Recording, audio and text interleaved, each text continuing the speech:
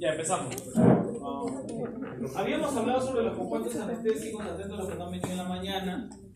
Primero habíamos hablado que los compuestos anestésicos se pueden clasificar en amidas y ésteres. En amidas y ésteres. Tenemos las amidas y tenemos los ésteres. Respecto a las amidas, habíamos clasificado, por ejemplo, los más usados en odontología, ¿no? Lidocaína, mepirocaína y articaína.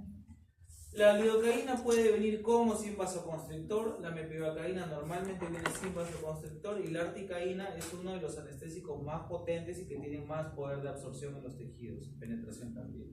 Y respecto a los ésteres, habíamos visto de que uno de los más usados era la benzocaína, ¿no? Benzocaína. Luego de eso nosotros habíamos hablado, también de que los compuestos anestésicos tienen un pH bastante particular, ¿no? El pH del compuesto anestésico. Y el pH del compuesto anestésico es 7.1. aprox, pero vamos a los estados. Alcalino, ¿no? Alcalino. Si es alcalino el pH de mi medio interno de mi anestésico local, yo no voy a tener ningún problema y va a tener efecto. Pero por ejemplo, si yo tengo una infección o yo tengo una inflamación, voy a tener un pH ácido. Entonces mi compuesto anestésico no se va a absorber bien y mi anestesia no va a tener buen resultado. Entonces, ¿qué tengo que hacer yo? Medicar. ¿Y cómo medico? Dependiendo de lo que tenga, puedo recetar antibióticos o analgésicos, no necesariamente, antiinflamatorios, porque el medio interno lo cambia solamente la inflamación, ¿no? Más no el dolor. Antibióticos y antiinflamatorios.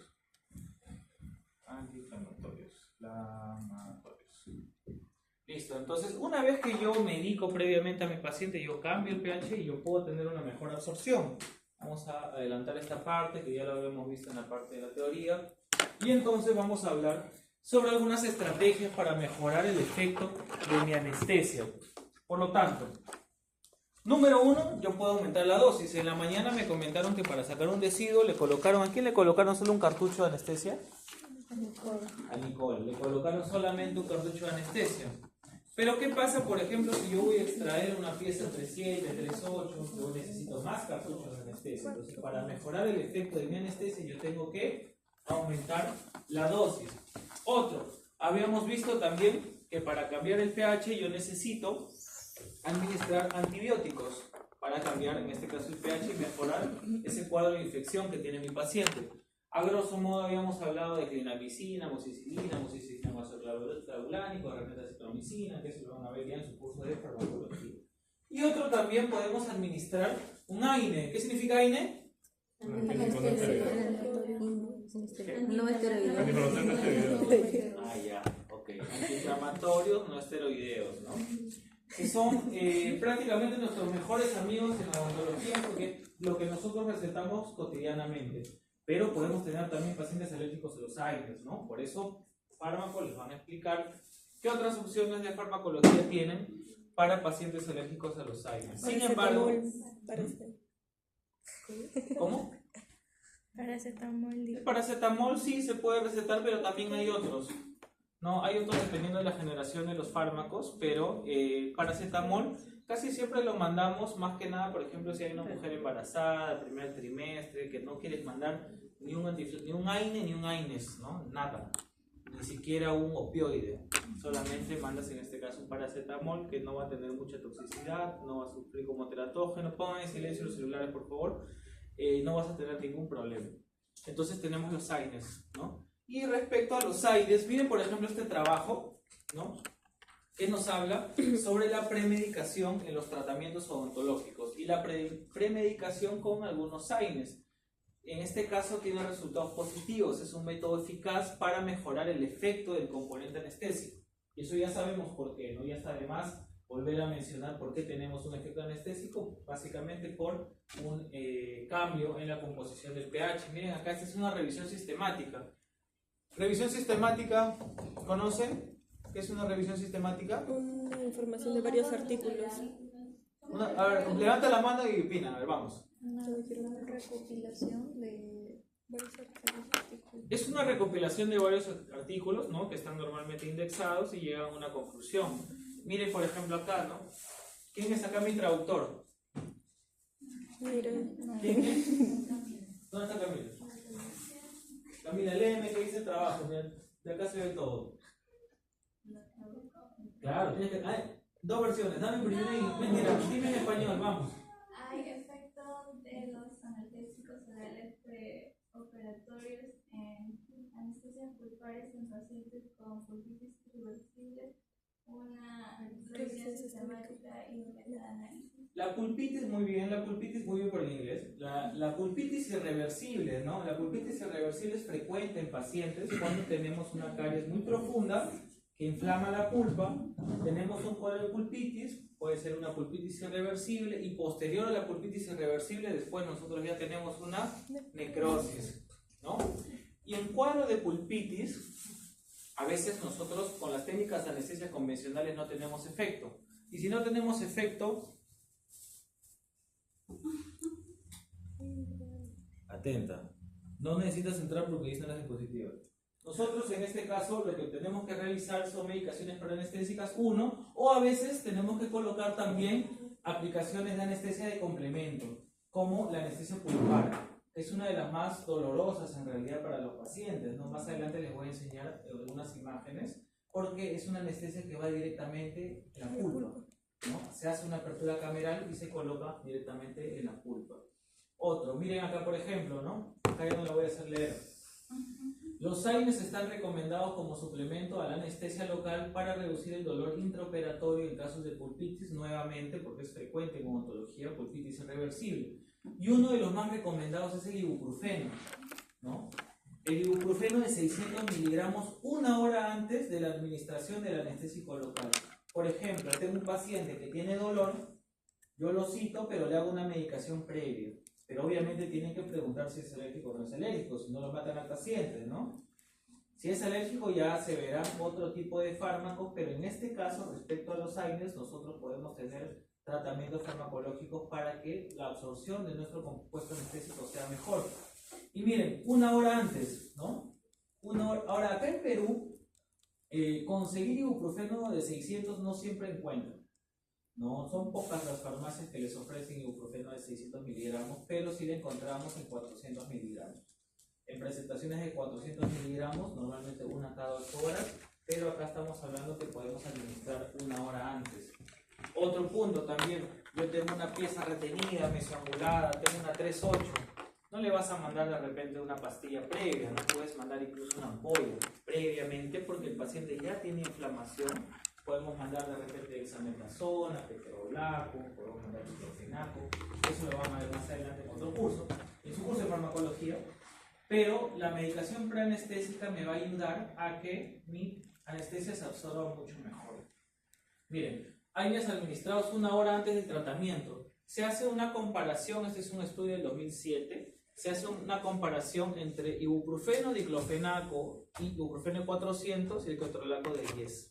¿No? Miren el porcentaje que nosotros tenemos respecto a la mejora de mi compuesto anestésico. Tenemos en primer lugar el ibuprofeno de 600-800 miligramos, pero como les comentaba, es un poco complicado de conseguir, no todas las farmacéuticas tienen. Entonces nos puede ir bien con diclofenaco o ibuprofeno 400 antes de algún tratamiento donde yo tenga, ¿qué cuadro? Pulpitis irreversible. No necesariamente, en general, inflamación, exactamente, inflamación. Entonces habíamos hablado de que nuestros compuestos anestéticos tienen dos vías de absorción. Pueden absorberse por vía hepática o pueden absorberse por vía plasmática. Por ejemplo, las amidas. ¿Cuáles son las amidas? Nuestro grupo de lidocaína, mepivacaína, articaína se van a absorber principalmente por vía hepática, mientras que mis ésteres va a ser por vía plasmática. ¿Recuerdan en la teoría que les comenté que los más tóxicos eran los ésteres, ¿no? Y se absorben por vía plasmática. Al ser más tóxicos o tener más citotoxicidad, por eso es que justamente se administran en vía tópica, como la benzocaína, ¿no? Por eso tenemos una absorción que es predominante a nivel del plasma, Luego, ¿cuál es la composición? Químicamente, ¿qué es lo que tiene mi compuesto de anestesia? Número 1 va a tener en este caso una liposolubilidad. ¿Eso qué quiere decir, no? Liposoluble, va a ser soluble en lípidos, ¿no? Tejidos, por ejemplo, que tienen adipocitos, grasa y demás. No vamos a tener ningún problema. No solamente esto, sino también va a tener una unión que puede ser éster o amida, ¿no? Este grupo éster o amida, o este aro, prácticamente lo que va a hacer es determinar si yo voy a tener una amida o voy a tener un éster en mi compuesto anestésico. Y por otro lado va a ser también hidrosoluble, va a tener hidrosolubilidad. Por eso es necesario que nosotros cuando coloquemos compuestos anestésicos sequemos bastante también la superficie donde vamos a administrar. Químicamente, ¿y cuáles son los componentes de mi cartucho de anestesia? Me avisan 9:30, 10 me avisan, más o menos, ¿sí? 10. Bien, gracias. Componentes del anestésico local, ¿no? Los blisters de anestesia que ustedes han traído, ¿qué es lo que tienen en su contenido? Número 1, van a tener un principio base o principio activo. ¿Qué quiere decir esto? El principio base o principio activo me va a determinar si es una lidocaína, mepivacaína o articaína, ¿no? Podemos tener de estos tipos. Segundo, va a tener un vehículo, el agua destilada o también llamado disolvente. ¿Qué quiere decir esto? Este compuesto es el que me va a ayudar a disolver si es que yo tengo, por ejemplo, un vasoconstrictor. Ahora lo vamos a entender mejor cuando les haga la comparación con este número de acá. Luego vamos a tener un corrector de pH ácido, ¿no? También llamado ácido clorhídrico. ¿Por qué? ¿Qué pasa si yo, por ejemplo, para empezar, ¿dónde se les ocurre que se deben guardar los anestésicos locales? En el lugar refresco.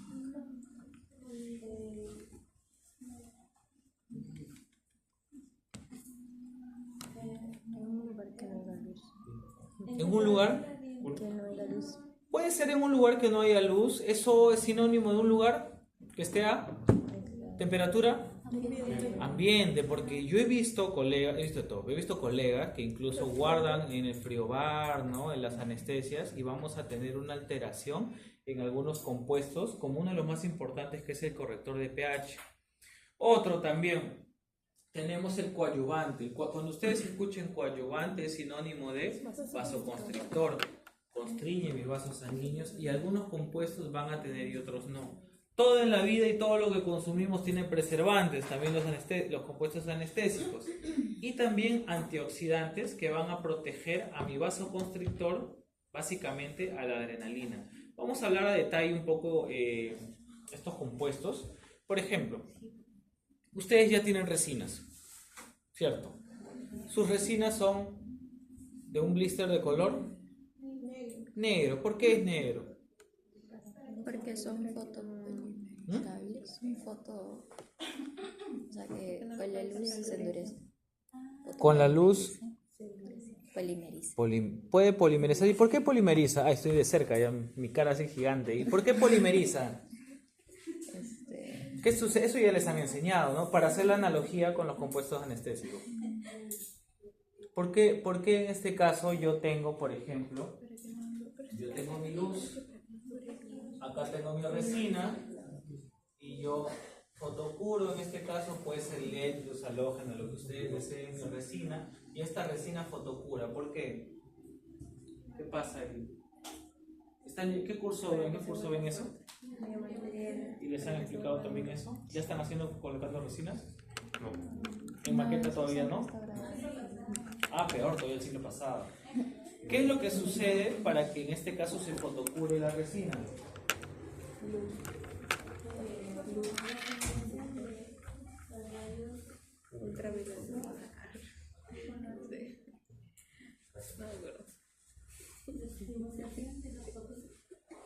¿Cuál fotón?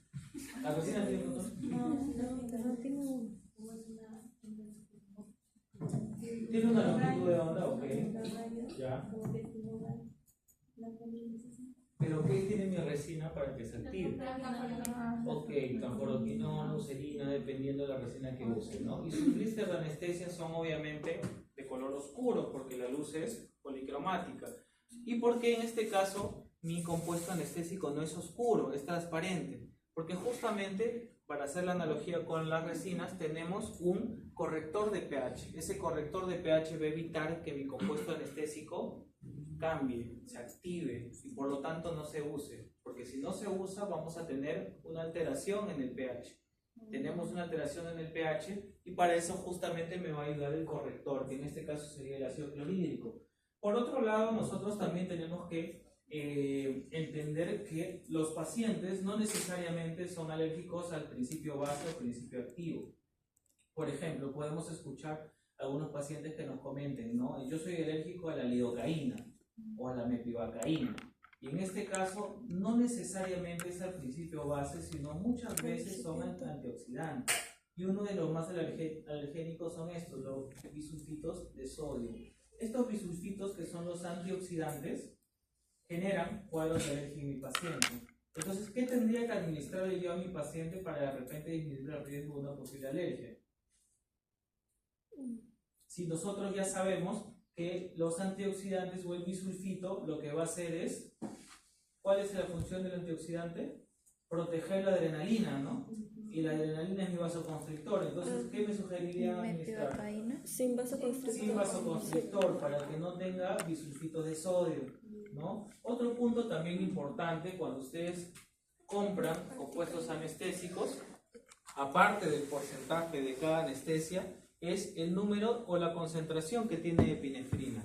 Por ejemplo, acá tenemos lidocaína al 2% con 1 de epinefrina en 50.000 de agua, ¿no? De agua. Entonces, más adelante les voy a hacer algunos ejemplos para que puedan determinar dónde hay más concentración de epinefrina, porque podemos encontrar de 80.000 o como en este caso de 50.000, ¿no? Dependiendo de la concentración de cada uno de ellos.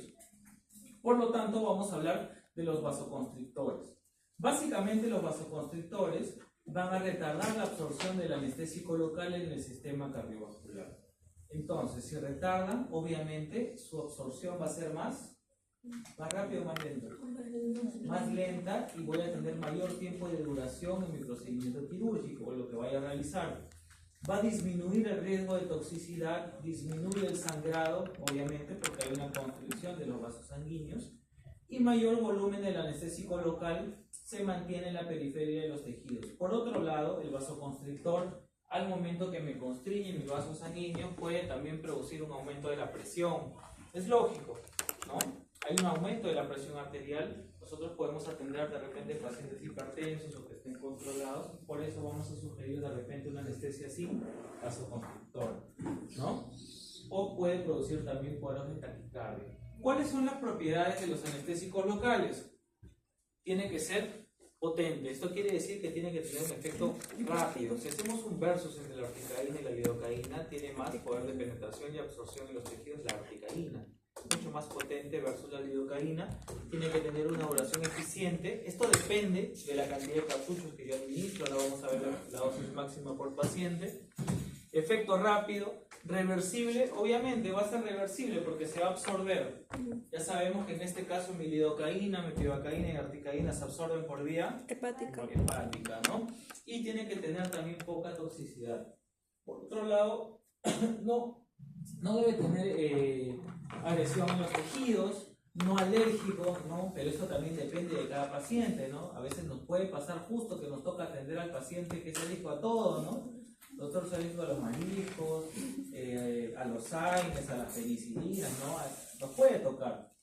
Debe ser estable, debe durar. Estos cartuchos vienen estériles por dentro, obviamente, por dentro, y de fácil manipulación.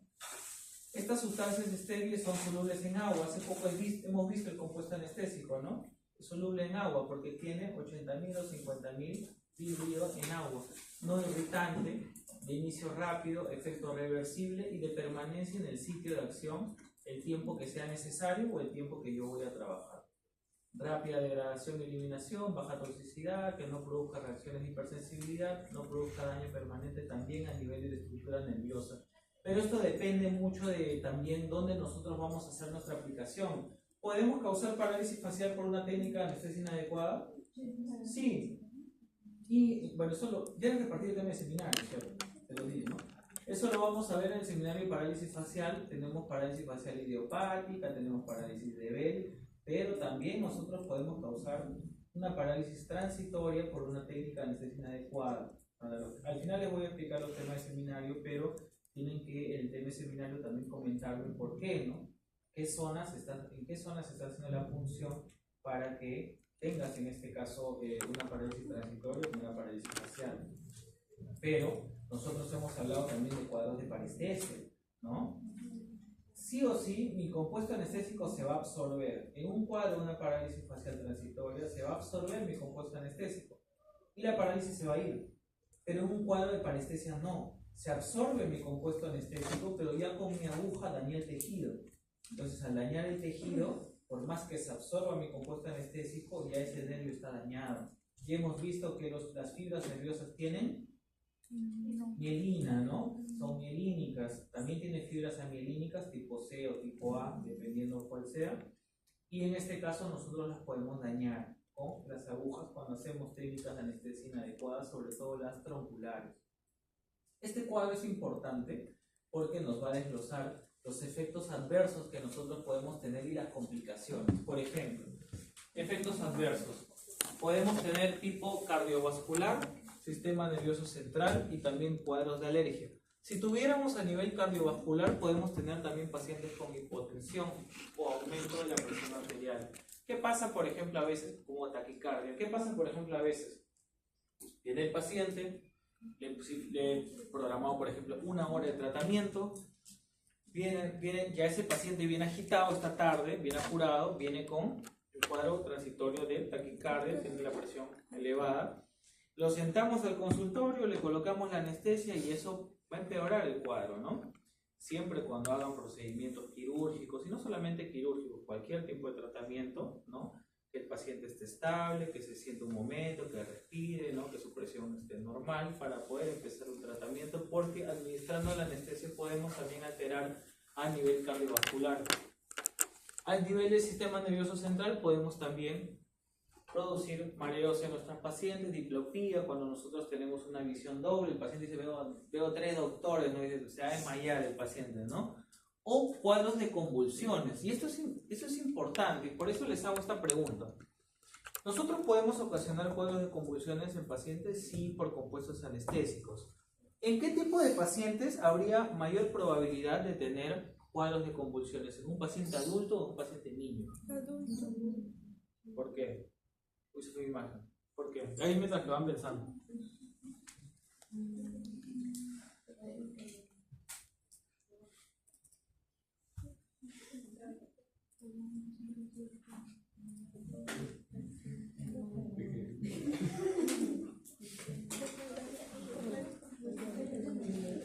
Porque siempre se agitan. Porque se desesperan. Porque se recupera más rápido. No, se desesperan. ¿Porque se desesperan los niños? No, O sea, los viejitos. ¿O el doctor? ¿Qué pasa acá? El servidor ha negado. Ah, pero no era Windows K. Sí, pero han cambiado. Me dicen de que justo me dieron una indicación y me dice el servidor ha negado su requerimiento. Windows. A ver, espera. Este es el 302. ¿Esta acá? Sí. Me salieron estrellas. No voy a llamarlo porque está funcionando. Ay, me encanta. Me encanta. Ponle pausa. ¿Dónde nosotros tenemos mayor probabilidad de tener algún efecto adverso, como por ejemplo un cuadro de convulsión? ¿Dónde creen ustedes que sería mayor el riesgo? ¿Un paciente adulto o niño? El niño. ¿Por qué niño? Son más Porque desesperados. Porque se mueven, los dos se pueden mover, ¿no? No, Más pero Los adultos a veces son peores. ¿Sí? se ponen ¿Más sensibles? nerviosos. No va por ahí. ¿Más sensibles? ¿Perdón? ¿Más sensibles? Más sensibles porque hay una característica de los niños que hace que tengan mayor sensibilidad. Inquieto. Bueno, imagínate que le toca un adulto inquieto también. ¿Cuál es el detalle? No sé si han escuchado en fisiología sobre la barrera hematoencefálica. ¿No han escuchado? La barrera hematoencefálica justamente es la barrera que va a permitir el paso de algunos iones de un ambiente a otro de manera más rápida. La barrera hematoencefálica a nivel del sistema nervioso central en niños es mucho más permeable. Entonces yo tengo en niños mayor probabilidad de tener cuadros de convulsión a diferencia de un adulto. ¿Bien? Otro, podemos tener también cuadros de alergia. Algunos les han puesto penicilina. ¿A nadie le ha puesto penicilina? Nada, ok. Por ejemplo, ¿qué pasa si nosotros colocamos un compuesto anestésico y justo mi paciente empieza a hacer alergias, empieza a hacer un rash alérgico? Por ejemplo, tenemos inflamación a nivel de las orejas, de los párpados. Algunos pacientes también tienen inconvenientes con las vías aéreas, ¿no? Nosotros tendremos que hacer una interconsulta con él. Maestro. No, con el Alergólogo. El alergólogo o el inmunólogo también se llama, ¿no? Y entonces, ¿qué es lo que sucede acá? Se hacen pruebas con el paciente, ¿no? Se aplica en el paciente, por ejemplo, compuestos de lidocaína o compuestos de articaína para saber si en este caso se forman algunas pápulas en el antebrazo. Algo similar se hace cuando queremos saber si el paciente es alérgico a la penicilina, por eso les hice la pregunta, ¿no? O también, otra complicación, podemos tener cuadros de dolor, ¿no? Que es me parece lo más frecuente y lo que cotidianamente se da. Si nosotros hablamos de dolor, ¿cómo yo disminuyo el dolor al momento de aplicar un compuesto anestésico a mis pacientes?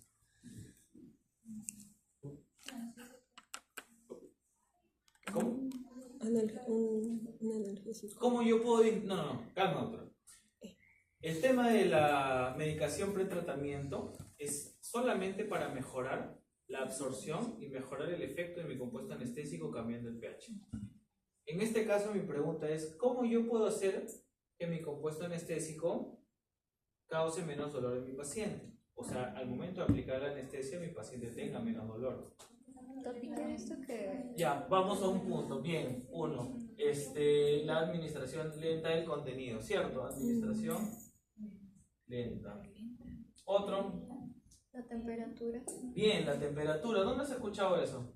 He visto que frotan esto para el cartucho para que esté un poquito más caliente antes de... Ya, ok. Es una manera. Antiguamente lo que se hacía era colocar... ¿Cuánto es la temperatura promedio de nuestro cuerpo para empezar? 37, ¿no? 37.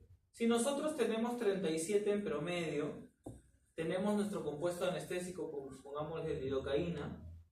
Antiguamente, de repente el doctor no me deja mentir, antiguamente lo que se hacía era colocar en un mechero, antiguamente en un mechero, y en este mechero se calentaba el compuesto anestésico. Pero ¿cuál es el detalle, no? Si ustedes hacen eso, no saben efectivamente si es que esa anestesia supera los 37 grados. No es exacto. Y en el consultorio no tenemos un baño María para poder determinar si son 37 grados centígrados, ¿no? Otra manera, como comentas, bien, es frotarlo con las manos. A mí no me parece tan determinante. Y hay estudios incluso que comprueban que no es tan determinante porque no sabes ni siquiera a qué temperatura lo estás colocando. Ok, lo caliento un poquito, pero ¿y cuánto llega? No sabes. Y algunos colegas sí lo hacen. Pero principalmente los cambios bruscos de temperatura, como por ejemplo colocar nuestro compuesto anestésico a altas temperaturas, ¿qué es lo que pueden ocasionar? Pueden ocasionar...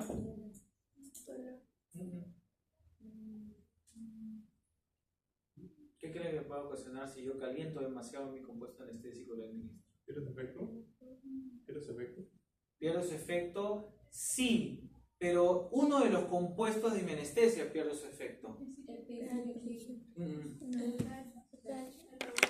¿Qué otro compuesto tenemos de anestesia? El principio activo, el corrector de pH, ¿qué más?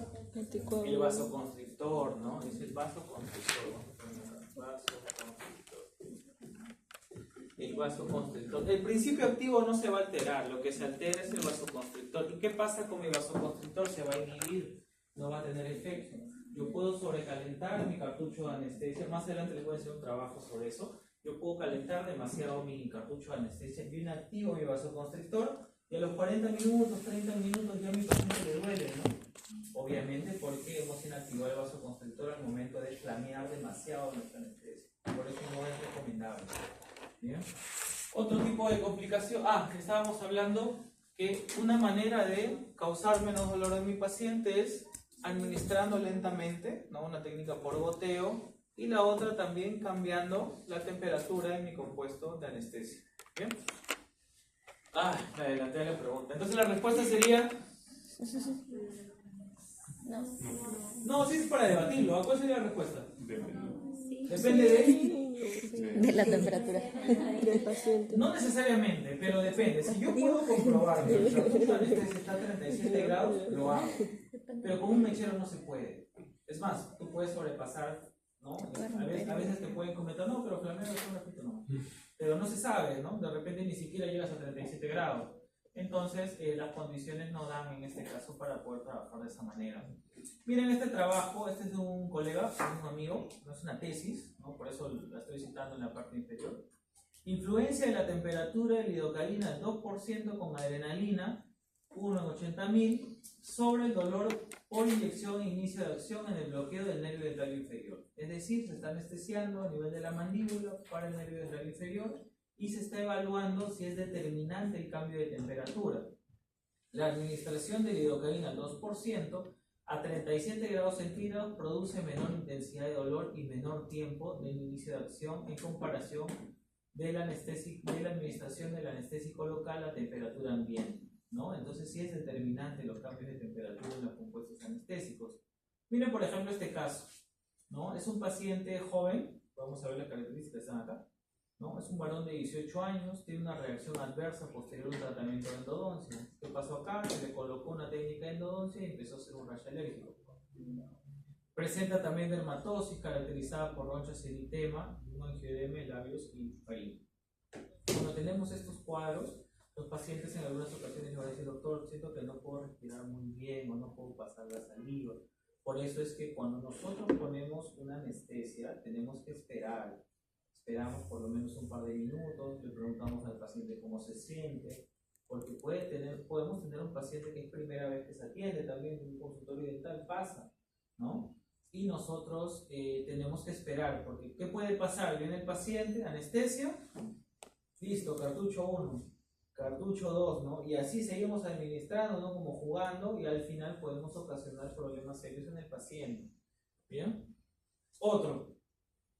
No, acá. Entonces, en este estudio lo que se trata de comprobar son las técnicas para evidenciar los cuadros de alergia en los pacientes. Por ejemplo, aquí se hizo una prueba. Miren acá, por ejemplo, tenemos el antebrazo de nuestro paciente, tenemos acá la articaína y tenemos la lidocaína. Y se forma una pequeña pápula, un enrojecimiento a nivel de la articaína. ¿Por qué? Nosotros podemos tener pacientes que sean alérgicos a un compuesto, pero de repente a otro no. ¿No? Entonces, es necesario, si es que nosotros evidenciamos un cuadro de alergia en nuestro paciente, hacer una interconsulta con un inmunólogo, un alergólogo, ¿no? Para que ya con confianza nosotros podamos atender. Porque ¿qué puede pasar? Quiero extraer la 3.8, coloco lidocaína con epinefrina y de repente mi paciente, digamos, me dice, ¿no? Ok, me siento un poco mareado, doctor, acá me pica un poquito, ¿no? Uno dice, ¿no? De repente es alérgico a la lidocaína. Ya probemos con la mepivacaína, ¿no? Ponle mepivacaína. Doctor, ya ahora sí me pica todo, ¿no? Y ahí ya la fregaste, ya. Entonces tienen que hacer una interconsulta, porque puede ser alérgico a más de un compuesto, ¿no? Entonces, vamos a la parte que a nadie le gusta, pero vamos a tratar de hacerla un poco más manejable y entendible para ustedes, ¿no? Que es justamente la cantidad de dosis. Porque la pregunta es, doctor, ¿cuánto es el máximo de cartuchos que yo le puedo poner a mi paciente? ¿De qué depende? Yo sé que sale la respuesta por acá, pero ¿de qué? Yo sé que sale la respuesta, pero vamos a esperar, ¿no? Está aislado la doctora, está ya. Por ejemplo, ¿de qué? ¿Por qué? ¿En base a qué ustedes creen que yo calculo o yo puedo determinar cuántos cartuchos de anestesia puedo colocarle a un paciente? ¿El peso? ¿Solo el peso? La edad. El peso, la edad. Ya, vamos a ver. Me están diciendo peso. Otro. La edad. Otro.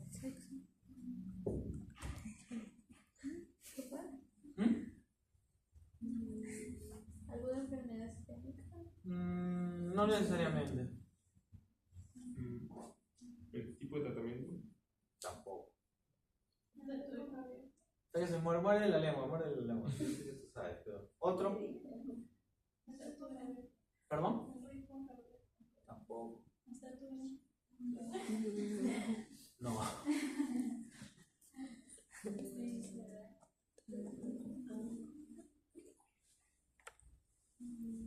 Respire, tranquila. Mira, está leyendo el artículo de anestesia todavía, me sorprende. No, guarda, te estoy leyendo. Ya, ¿qué más? Peso, edad. ¿Qué otro dato sería importante para poder determinar? Foto de teléfono. El tipo de... Técnica de Ah, el tipo de anestesia que yo voy a colocar. Porque el porcentaje en mepivacaína, lidocaína y aplicaína es diferente. Okay. El otro va a ser el principio activo. ¿Qué más? ¿Qué más sería importante para determinar cuánto es la cantidad máxima que yo tengo que poner?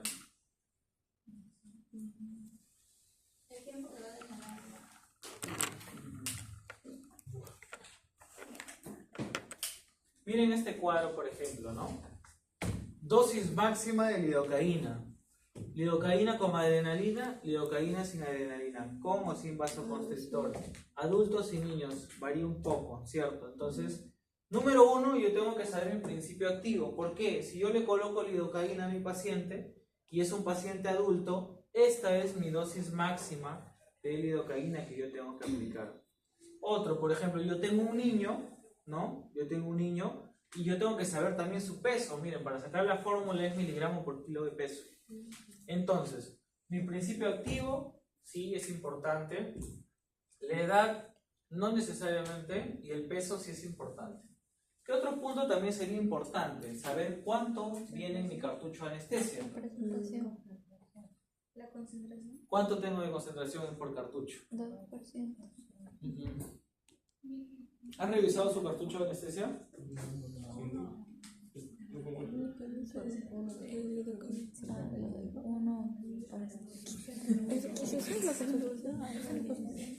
Pueden sacarlo y darle la vuelta porque de repente no se ve. 50.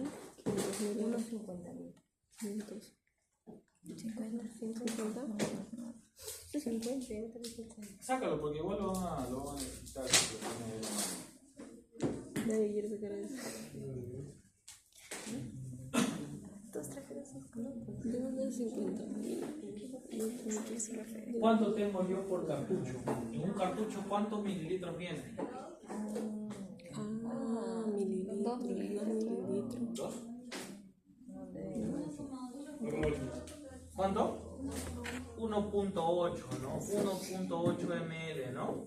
Esa es la cantidad que yo voy a tener en todos los blisters de anestesia. Ese dato también yo lo tengo que saber para aplicar la fórmula que vamos a ver más adelante. ¿Qué más?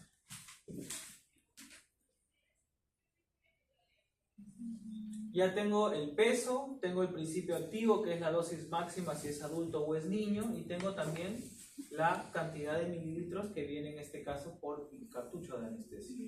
Ok, vamos a empezar con los cuadros. Esta parte está subida en la plataforma, pero si gustan, toman fotos, veo que están grabando, porque esto es importante que se lo sepan. Es diferente si yo trato un adulto o un niño, obviamente que sí, ¿no? Por ejemplo, ¿qué es lo que nos dice nuestra tabla? En lidocaína con adrenalina en adultos, yo puedo administrar 7 miligramos por kilo de peso, a diferencia en niños que trabajo con 5. Obviamente la cantidad va a disminuir si mi compuesto anestésico como la lidocaína tiene menor cantidad en este caso, porque ya no tiene vasoconstrictor, ya no tiene adrenalina. 4.5 y 4 en niños. Tenemos algunas marcas comerciales, vamos a ver esta de acá, ¿no? Silones, por ejemplo, esto es importante que acá sí, creo que si me responden acá se va a entender bastante para que puedan hacer la práctica. Tenemos lidocaína al 2% en todas las presentaciones, pero ¿qué es lo que cambia acá? Cambia el porcentaje de adrenalina y de...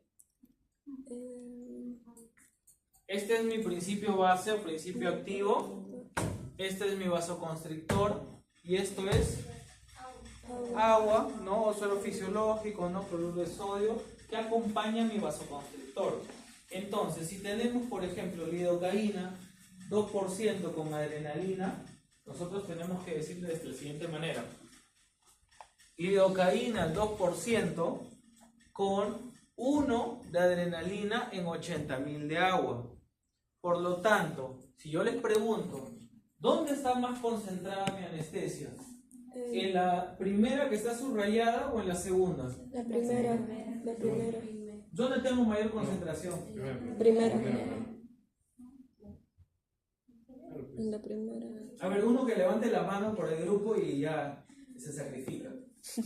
Vamos, ¿por qué? Porque hay mayor concentración de plasma que de agua. ¿Plasma?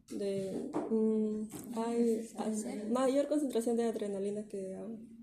Hay mayor concentración de adrenalina en agua o suelo. Sí. ¿Están de acuerdo? ¿Alguien que se... No, la doctora la veo media... ¿Sí? ¿Puede ser? ¿Más o menos? ¿Sí? ¿Están de acuerdo todos? ¿Sí? ¿Han preparado gelatina alguna vez? ¿Sí? Creo que todos, ¿no? Hasta yo que no sé cocinar gelatina hago a veces. ¿Qué es lo que nos dice la receta? 4 tazas. ¿Y qué pasa si por ejemplo le ponen 8? Está más diluido, ¿no? Tiene menos sabor, está menos concentrado. Lo mismo es acá. 1 de adrenalina en 80.000 de agua, 1 de adrenalina en 100.000 de agua. ¿Cuál está más concentrado? 1 en 80.000. Entonces, ¿eso qué quiere decir? ¿Sí? ¿Eso qué quiere decir? ¿Sí me entendiste por qué o lo vuelvo a explicar? ¿Segura? Lo vuelvo a explicar, ¿ya? ¿Con la gelatina o sin la gelatina? Sin la gelatina. Nosotros, por ejemplo, tenemos 80.000 de agua en un caso y en el otro caso tenemos 100.000 de agua. ¿Dónde tenemos menos agua? Obviamente en 80.000. Al tener menos agua está más concentrada mi adrenalina, por lo tanto mi adrenalina va a tener más tiempo de acción, mucho más prolongado y va a ser más eficiente. Por eso cuando compren su blister de anestesia vean también esos detalles, porque a veces ¿qué pasa? Muchas veces cuando uno va a comprar, doctor, doctora, tengo este que es buenazo, le dicen, ¿no? Es lo último, es el que más me compran.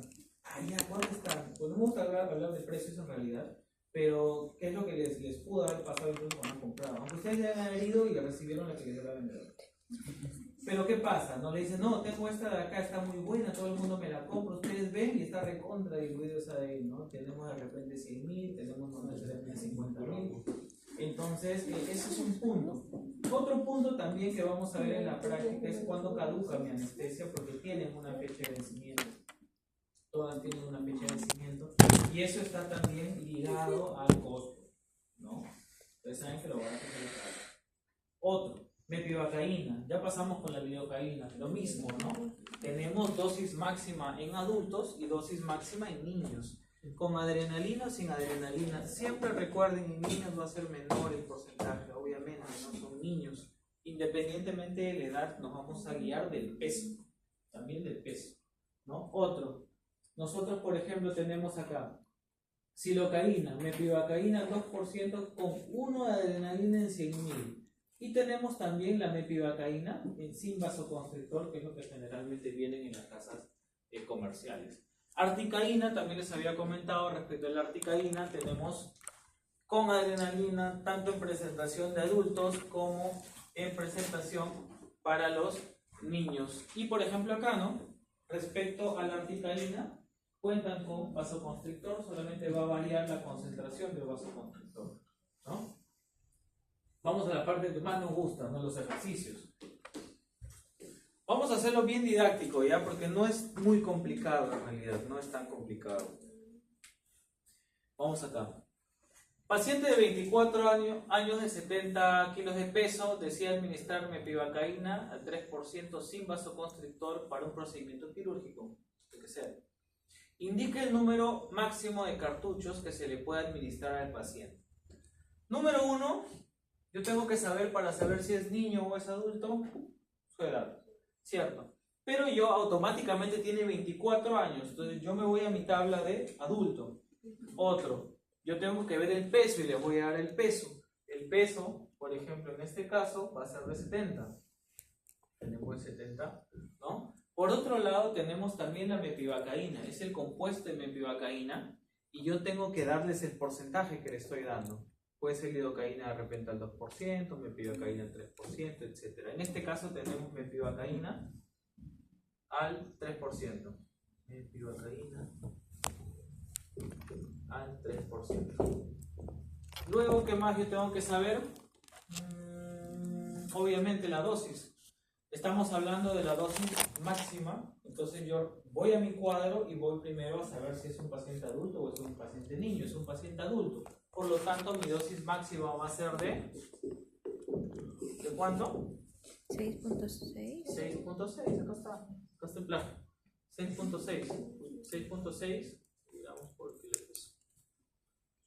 Entonces, siempre que yo les voy a dar un porcentaje, si sea el 2%, sea el 3%, ustedes van a hacer una conversión. ¿Por qué? Porque ustedes quieren saber cuántos miligramos por mililitro de peso hay, porque esto está en porcentaje. Tengo que pasarlo a miligramos por mililitro. Siempre lo van a multiplicar por 10. Por ejemplo, si yo les doy al 2%, inmediatamente lo convierten en 20. Luego, ustedes necesitan saber cuánto es la cantidad de miligramos multiplicando la dosis máxima por el peso del paciente. Por lo tanto, mis kilos se van, kilos con kilos se van, se quedan los miligramos y yo voy a hacer mi multiplicación. Saco 462 miligramos. Una vez que yo ya tengo la cantidad de miligramos, yo voy a hacer una regla de 3, que es la que está más abajo. ¿Se acuerdan de la conversión? Este es el porcentaje de mepivacaína, ¿no? 30 miligramos por mililitro. Tengo acá mi cantidad de miligramos por justamente lo que yo quiero saber, que es la cantidad de cartuchos en mililitros. Por lo tanto, miligramos por miligramo se van, hago mi regla de 3 y me sale 15.4 mililitros. ¿Hasta ahí se entiende? ¿Sí? Sencillo, ¿no? La pregunta es, he tenido 15.4, ¿no? El resultado fue 15.4. Resultado 15.4 mililitros. Mi pregunta es, ¿yo le pongo 15 cartuchos al paciente? Entonces, por las puras de mi fórmula, ¿qué hago? Entre... ¿Quién dijo eso? Es que los veo, pero están como ventrílocos, así no mueven los labios. ¿Entre cuánto? 1.8. 2 minutos. 8 y... Claro, entre 1.8, ¿no? Yo tengo 1.8 ml por cartucho. Entonces yo hago mi conversión dividiendo el resultado entre el cartucho para saber la cantidad de cartuchos. Bien, ¿hasta ahí hay una pregunta? ¿No? He tratado de hacerlo lo más entendible posible, no complicarlo. Créanme que en otros años era más complicado. ¿Sí? Lo que ustedes tienen que saber entonces, el peso. Yo siempre les voy a decir la edad del paciente también. Digamos, a veces nosotros podemos tener pacientes niños que tengan también un peso considerado, ¿no? Por eso en este caso la edad es importante, porque justo yo, viendo mis tablas, yo voy a determinar la cantidad máxima por cartucho dependiendo del compuesto, si es un adulto o es un niño. En el caso de la mepivacaína, mira, vamos a ver la otra tabla acá. Por ejemplo, en el caso de la lidocaína cambia un poco. Tenemos 5 si le colocas con vasoconstrictor o 4 si le colocas sin vasoconstrictor. En el caso de las mepivacaínas, para buena noticia ustedes es lo mismo. Por eso en el examen no les voy a preguntar sobre mepivacaína.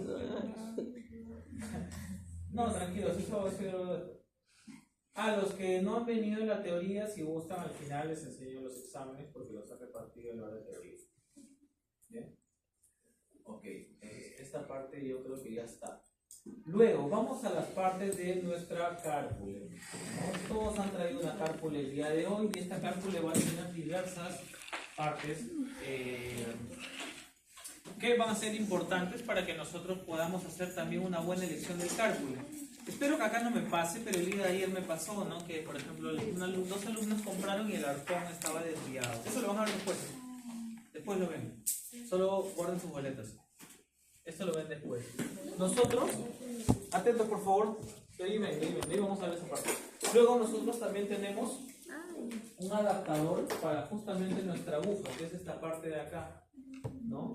Esta parte de acá también es importante evaluarla porque a veces esas hebillas pueden estar robadas y no vamos a poder engranar de la mejor manera nuestra aguja, ¿no? Vamos a tener un arpón y tenemos de este tipo de cálculo tenemos dos diseños y de repente vamos a tener ambos en clases. Uno donde aspiras y está todo de manera vertical y otro donde aspiras y cae como de manera está como inclinado como si fuera un arma o algo así, ¿no? Cae hacia abajo. ¿Bien? Otro. Nuestros cartuchos de anestesia creo que eso también ya lo sabemos, ¿cierto? Eso lo vamos a ver a detalle también ahora en la práctica, ¿no? Las partes de los compuestos anestésicos. Y tenemos también un seminario de rotura de agujas. ¿A quién le tocó? ¿No lo han repartido todavía? Ni lo han revisado, pero es la próxima semana. Tenemos un seminario que es justo de rotura de agujas. ¿Qué es lo que me tienen que mencionar ahí? Los tipos de agujas, las características de las agujas. Sería conveniente que me muestren al menos entre 2 a 3 casos clínicos, ¿no? De cómo han abordado ese caso de rotura de aguja. Y también cómo es que nosotros abordamos esos casos, qué tenemos que realizar, qué exámenes debemos hacer para poder hacer el retiro correcto de una aguja cuando está por accidente introducida, pues, ¿no? Acá tenemos a detalle algunos tipos de longitudes y algunos tipos de calibres. Por ejemplo, nosotros podemos tener agujas de aproximadamente 30 de calibre y aproximadamente 30 milímetros de longitud. Ahora, esto varía también con la técnica de anestesia. Por ejemplo, si yo quisiera colocar una técnica infiltrativa, intraligamentosa, interpapilar, de repente palatina, puedo trabajar con una aguja corta. Ahora, bueno, se estila también trabajar con agujas largas, en este caso cuando vamos a administrar técnicas tronculares, ¿no? Porque necesitamos llegar a zonas mucho más profundas de la mandíbula, el trígono retromolar, para poder llegar al dentario, al lingual, ¿no? Eso lo vamos a ver a detalle también en la práctica. Prevenciones de verificación. Doctor, un comentario. Dale. He visto cálculos que para mí son nuevos, que no es como el que usted tiene, que mostró, que bueno, son los clásicos, sino que la parte final, donde entra la anestesia, está así abierta un poquito como una flor. Entra la anestesia y jala una guacha, jala para que esto que está abierto lo ajuste. Ajá. Y entra la aguja. ¿Has visto eso? Sí, hay algunas que son un poco más... Ahora sí tengo más modelos, pero en realidad no son, bueno, según yo, Sí. no son nada prácticos. Son un poco más incómodas. Incluso haciendo énfasis en ese comentario, Doc, me llama la atención hasta las anestesias digitales. No sé si las ha visto. Sí. Por ejemplo, ¿qué han visto de las digitales? Eso pues el tema de la, ¿Cómo? la dosificación. Ok, sí, los anestésicos digitales, es un poco incómodo ese tipo de cálculos, ¿no? Justo me comenta, para poder colocar en este caso los cartuchos. Y los digitales, por ejemplo, yo soy de la idea, ¿no? Siempre hay que tratar de aprender en base a conocimiento y en base a la teoría que nosotros tenemos. Los cartuchos, los anestésicos digitales, los dispositivos de anestesia digitales, por ejemplo, ¿no? Número uno, lo que hacen es velocidades para administrar el compuesto anestésico. Hacia grosso modo, lenta, mediana y rápida, por ejemplo, ¿no? Pero yo les estoy diciendo hace poco que el cambio de temperatura de nuestro compuesto de anestesia al medio interno de nuestro cuerpo, si nosotros inyectamos con fuerza, ese cambio de temperatura causa dolor. Entonces tenemos que administrar lentamente la anestesia. Entonces nosotros podemos manejarlo sin ningún problema. Ahora, otro punto que también yo sí, digamos, de repente estaría de acuerdo, psicológicamente al paciente sí te adelantas un poquito con esos dispositivos, ¿no? Porque nosotros somos uno estamos en las carreras donde nos tienen de repente más miedo, ¿no? A las agujas y demás. Por otro lado, los compuestos anestésicos digitales, nosotros administramos de manera lenta al inicio, pero no te va a decir dónde tú tienes que aplicar, ¿no? Cuál va a ser la zona de punción, eso ustedes lo tienen que saber.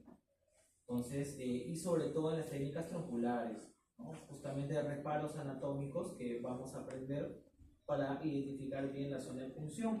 porque de repente me puedo ir por otro lado y por más dispositivo digital que yo tenga, me voy por un pterigoideo interno, le produce un trismus, ¿no? Me voy por otro lado y una rama facial de repente, ¿no? Y lo peor es que se quedan con el dispositivo digital con música en sí. Tiene música también. Entonces tratemos, ¿no? de aprender y en base a ese aprendizaje nosotros administrar correctamente. Ya después, ya cada uno es libre de comprar lo que uno quiera, ¿no? Pero en este caso sí, y vamos a ver también los detalles de sus cálculos, ¿no? Para ver si de repente algunos vienen con alguna falla para que puedan hacer algún cambio posteriormente. Las prevenciones de verificación, por ejemplo, ¿no? Nosotros podemos observar un cambio de coloración en el cartucho. Y esto pasa cuando nosotros de repente dejamos frente a la exposición solar, ¿no? Cambios de temperatura muy bruscos. Si bien es cierto, hay un corrector de pH, hay un preservante, un compuesto anestésico, pero podemos tener también daño. Otro punto también importante, podemos tener daños a nivel de nuestro émbolo, ¿no? Después de haber sido autoclavado. En procedimientos quirúrgicos nosotros podemos colocar en una riñonera, podemos colocar yodo y nosotros podemos desinfectar, más no esterilizar la parte externa de los cartuchos. Pero también en algunos centros o clínicas se suele autoclavar, ¿no? Pero eso también tiene un límite porque a veces nosotros podemos autoclavar, no colocamos los tiempos correctos y podemos tener daño a nivel de los blisters de anestesia. Podemos tener también corrosión en la tapa metálica. Miren estas tapas, por ejemplo, ¿no? Tenemos un cambio de color o presencia de burbujas.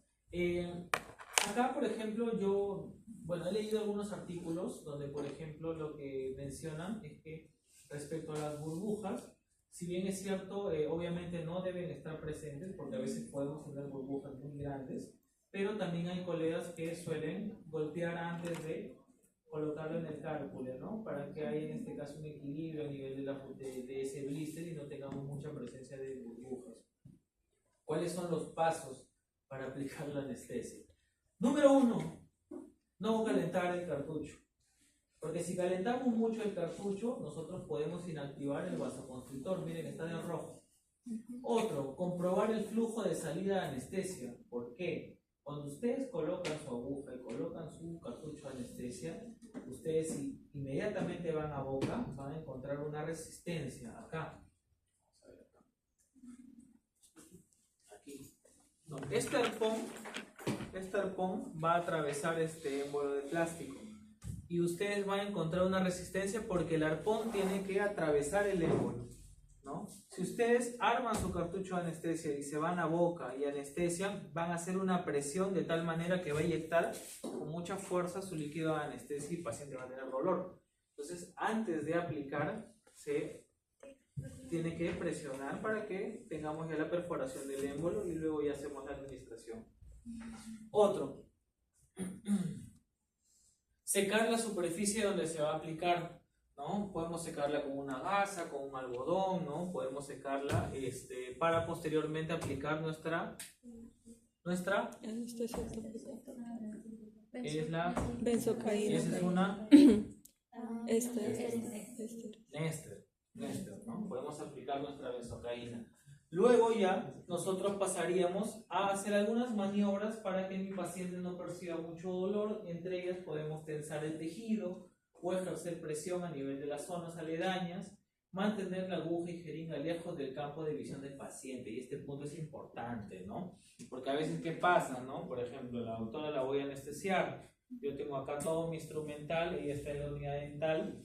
Le empiezo a hablar y yo empiezo a armar mi cartucho, ¿no? Así a su cara encima. Y encima yo quiero ver si gotea, no salen gotas todavía, ¿no? Entonces tratemos, ¿no? De estar detrás, que mi asistenta trabaje atrás, ¿no? Que el paciente no vea justo el armado, porque se pueden asustar. Y es incómodo también, ¿no? A mí no me gustaría hacer eso. O si les han puesto una ampolla intramuscular, ¿no? ¿Qué es lo que le dicen encima? Avísame cuando me la vas a poner, ¿no? Y al menos hay consideración, ¿no? Pero en este caso tratemos de evitar ese contacto visual con el paciente con nuestros instrumentos. ¿Bien? Otro, insertamos lentamente la aguja en la mucosa, avanzamos lentamente también y depositamos, todo es lento, miren, depositamos lentamente la solución de anestesia. Luego retiramos la aguja y hay que tener algunas consideraciones. Por ejemplo, tenemos diversos tipos de técnicas de anestesia, entre ellas la técnica infiltrativa o técnica también llamada supraperióstica. Si es supraperióstica es porque está encima del periósteo, ¿no? De mi tejido óseo. Los pasos son similares, ¿no? Pero cuando nosotros colocamos técnicas infiltrativas, yo por ejemplo voy a hacer la simulación de, mírame acá un ratito, llevan tu cabecita, yo por ejemplo ingreso y tal como yo ingresé salgo en el mismo sentido, porque a veces ¿qué es lo que puede pasar? Ustedes ingresan y salen, y sacan a la aguja y ya desgarraron toda la mucosa, ¿no? Eso también lo vamos a practicar en la semana 7 y vamos a trabajar en la tarde.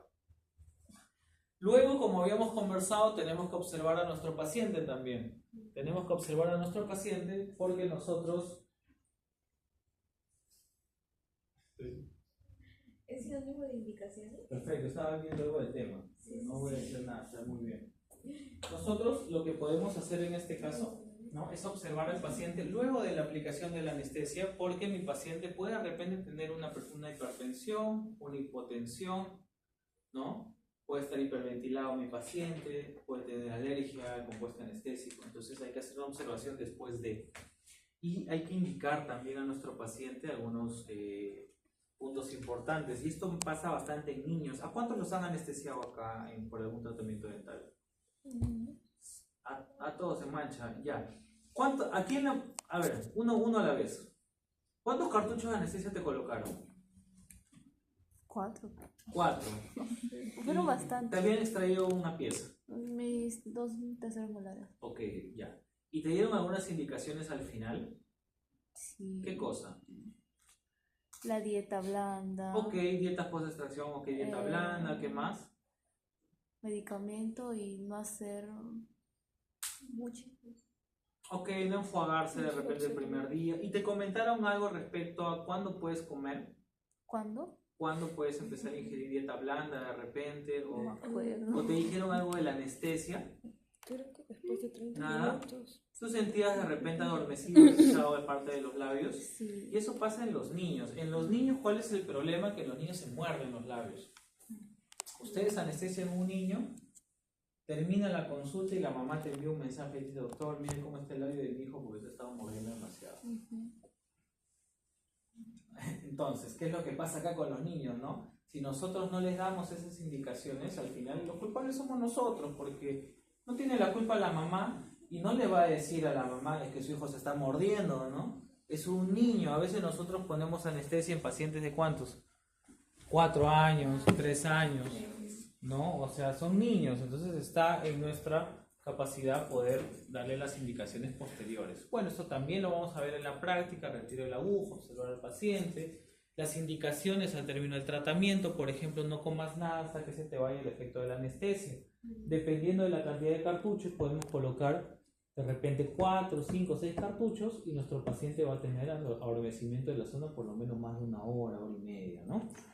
Luego, otro punto importante que sí traten de no olvidar: en las historias clínicas tienen que apuntar también qué anestesia están usando, ¿no? Porque de repente siempre le han aplicado lidocaína y a mí se me ocurre, para hacer un procedimiento rápido, corto, me pivacaína y justo tiene un cuadro de alergia, ¿no? Entonces es importante que coloquen qué compuesto anestésico están utilizando con sus pacientes.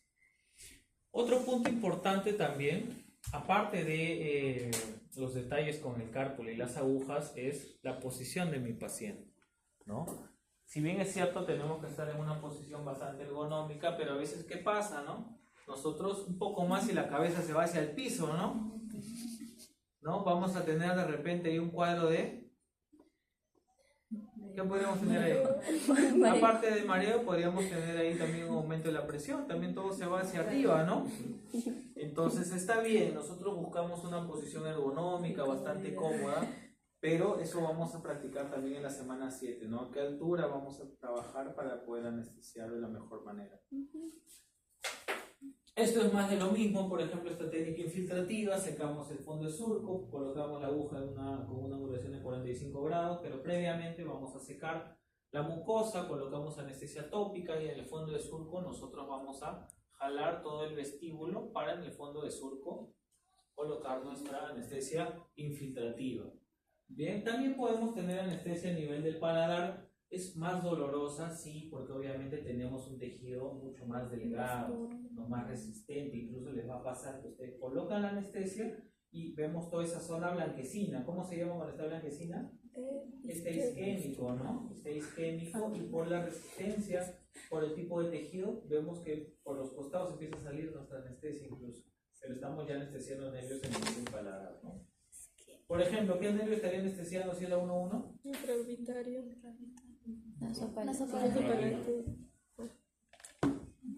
El nasopalatino, ¿no? Estamos hablando de paladar. Recuerden que el infraorbitario es por vestibular. Bien, esto es un poco más de lo mismo, ¿no? Podemos anestesiar también adyacente a nuestra papila, porque a nivel de la papila tenemos el van nasopalatino, ¿no? Que va a inervar central, lateral y canino. Un poco más de lo mismo, esto lo vamos a ver con mayor detalle cuando hagamos nuestra práctica. Y podemos tener anestesias también en otras zonas, como por ejemplo la anestesia interpapilar. Interpapilar, por lo tanto, es entre las papilas, ¿no? Entre las papilas. ¿Han visto estos aditamentos en otro curso de repente? ¿Cómo se llaman? Bueno, ahí dice aislamiento absoluto, ¿no? Pero ¿cómo se llama esto de acá? Un dique de goma. ¿Para qué me sirve? Para aislar el diente. Podemos tener un aislamiento absoluto o un aislamiento relativo. Es relativo, pero eso no lo vamos a aplicar en la universidad, porque obviamente podemos tener también la contaminación por fluidos, ¿no? Por saliva principalmente. Por eso es mejor un aislamiento absoluto, ¿no? Y entonces, ¿estos cómo se llaman estos de metal? Los clamps, ¿no? Estos clamps van a ir a la altura del cuello de nuestra pieza dentaria. Por eso también nosotros podemos colocar anestesia interpapilar para que no tengamos mucha presión, mucho dolor, o también en el ligamento periodontal, ¿no? Vamos a seguir una periodontal por acá. Ahora, respecto a los clamps, sí, pues si bien es cierto, siempre están anatomizados, tratan de colocarse de la mejor manera, pero podemos tener algunos inconvenientes cuando nosotros coloquemos algunos dispositivos como los clamps. Otro, vamos a ver acá. ¿Se colgó? Vamos a ver. Me odia este salón. Windows Cam. Ya, no me vas a vencer, a ver, vamos a ver. Windows Cam. Y ahora me pide clave. Increíble. Esa no es la que se abre. Acá lo tengo diferente. A ver, vamos a cerrar todo. Creo que esto trabaja con tiempo. En la mañana hemos estado hablando de anestesia, pero esto lo vamos a hacer toda su vida, así que tienen que aprenderlo. Ok, habíamos hablado, por ejemplo, a nivel de ligamento, ¿no? Por otro lado, podemos tener una anestesia intraósea también, es más dolorosa, tenemos una perforación de la cortical, o también podemos tener una anestesia intrapulpar. Como les dije, la intrapulpar es una de las más dolorosas, ¿no? El paciente le va a decir de la A a la Z cuando la pongan, pero después lo va a amar porque ya no va a sentir dolor. ¿Qué es lo que puede pasar? Imaginémonos que nosotros estamos haciendo una endodoncia en la pieza 3-6. Colocamos entonces una técnica. ¿Qué técnica de anestesia coloca? Intrapulpar. No, calma, doctor. De frente no le va a poner intrapulpar. Es una ocular, ¿no? Que puede ser directa, puede ser indirecta, ¿no? Eso lo vamos, cuando hagamos la práctica, voy a enseñarles ambas, la directa o la indirecta. Pero ¿qué pasa? Podemos tener un cuadro de pulpitis tan grande que en este caso mi técnica troncular no tiene resultado. ¿Y nosotros qué tendríamos que hacer? Un intrapulpar, ¿no? Depende de un intrapulpar. Un intrapulpar, ¿por qué? Y vamos con este detalle que le comenté en la teoría. Si yo voy a trabajar, por ejemplo, mi pieza 4-4, conviene más colocar de repente una infiltrativa, porque las ramas terminales del dentario son muy pequeñas a nivel de la 4 y a nivel de la 5. Por eso normalmente en exodoncias de 3-8, 4-8 o piezas complejas de la 4-6, 3-6 o 3-7, 4-7 nos va mejor con una troncular. Bien, entonces podemos colocarlo en intrapulpar. Miren por ejemplo acá, ¿no? tenemos acá la apertura, tenemos la pieza dentaria con caries, se toma la radiografía, se hace la apertura cameral, tenemos también la histérisis de la pulpa y un sangrado efusivo. Y por otro lado, nosotros trabajamos tratamientos de endodoncia, ¿no? Esta es la diapositiva que justo les enseñaba, ¿no? Hay que ver los remanentes dentarios y las paredes también a nivel de la corona. Por ejemplo, en esa radiografía tenemos una gran destrucción coronaria y tenemos también cercanía al apurdo.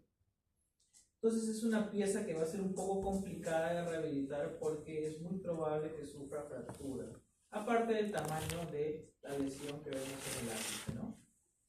Podemos anestesiar también en otras zonas como a nivel del mentoniano, ¿no? Si bien es cierto, nosotros respetamos algunos parámetros, por ejemplo, ya sabemos que está entre premolares, pero no siempre es así. Hay pacientes que de repente este detalle anatómico lo tienen ubicado en otra área, ¿no? Pero podemos anestesiar también a nivel del mentón, para la zona del medio mentoniano, ¿no?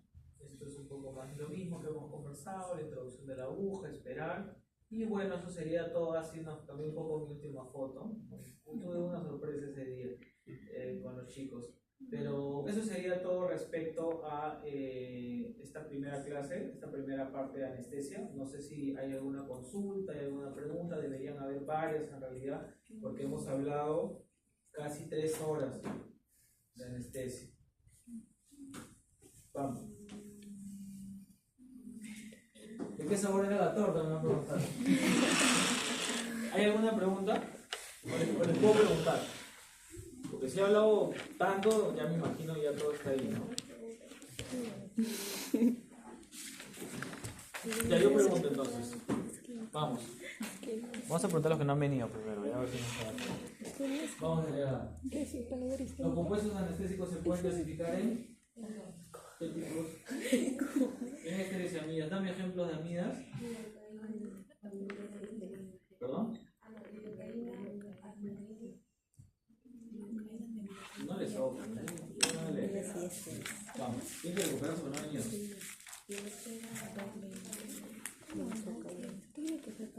Vamos por acá. A ver. ¿Qué tipo de amigas tenemos? De su país. No era nada. No, es el chelo. De país, Ya. Aplicaína. Ya. Y de su país. Un resumen, ¿ya? Supone que todo estaba claro, nadie me había preguntado nada. Tenemos amigas.